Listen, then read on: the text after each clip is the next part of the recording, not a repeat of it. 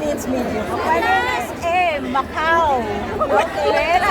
Ma'am, bago po ako pumunta kay Ma'am Large, pwede po kayong mag-hello sa Pilipinas, sa pamilya niyo po, baka mapanood po kayo ng family. Hello po. Nandito kami sa Macau. Di ba si Medyo muna? Sorry. Excited po si Large, pasensya na. So syempre, hello po sa lahat ng manonood ngayon. Nasaan ka man sulok ng mundo, Luzon, Visayas, Mindanao, and hello world. Kaya dapat stay put ka lang dyan and stay pretty. Masasabi ko sa family niyo, ma'am, baka gusto niyo silang kamukahin sa Pilipinas. Yes, hello sa family ko, sa asawa ko at sa mga anak ko. Stay put ka lang dyan. Kayo, O, diba? magsaya lang kami dito habang nandito kami sa bansang ito.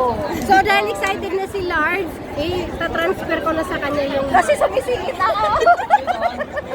Okay. Opo. Yes, Kamusta yung ma'am, pasyal mo dito sa Macau, ma'am? So, napaka-happy.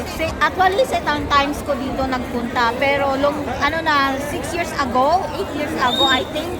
So, napaka-happy kasi napunta ko putol na simbahan na pinaka-famous dito sa Macau. So, tingnan mo naman, everyday talaga maraming tao. Nasa news yun sa mga pictures, mga yun basta nandito lahat pinaka-famous. Nakaakyat na ba kayo sa taas, ma'am? Yes po, first time. Nasa likod talaga mismo. Ay, Galing talaga? ako doon po. Pero babalik pa rin ako doon para maapakan. So, kamusta po yung experience niyo dito sa Macau, ma'am? Napaka-interesting sa mga tanawin. May mga practice pa actually. Hindi na kayo magugutom. So, ano yung... Halata sa katawan pwede niyo mo. po bang ma-invite yung mga viewers natin, ma'am? Baka gusto nilang Ay, hello makapasyal po. dito sa Macau. Kung sino man ang free dyan, actually, need tayo ng pera. So, punta lang kayo dito.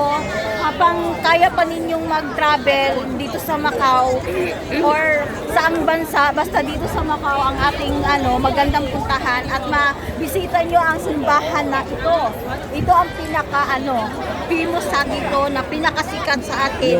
Kahit saang bansa, ito ang pinapuntahan nila. Dito talaga ang bagsakan, lalo na mga Pinoy.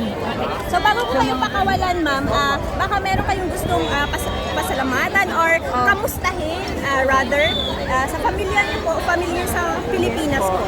Okay, sa pamilya ko. Hi, hello family, mga brother and sister, especially sa son ko. Ayan, ingat kayo. Nandito lang ako. At saka, siyempre, habang nandito dyan kayo, dito ako, nag-happy, nandito ako sa simbahan. Blessing ako. Blessing din kayo. Mas blessing ako dahil nakapunta ako ng lugar na ito. So, thank you very much sa happy life lang. So, thank you so much, ma'am, at bigyan niyo po at pinaunlakan niyo po ang aking invitation, no, para makapanayan po namin kayo dito sa Macau. So, sana mag-enjoy kayo, ma'am, kasama ng inyong kaibigan. Thank you. Thank you po. Thank you, ma'am. God bless you.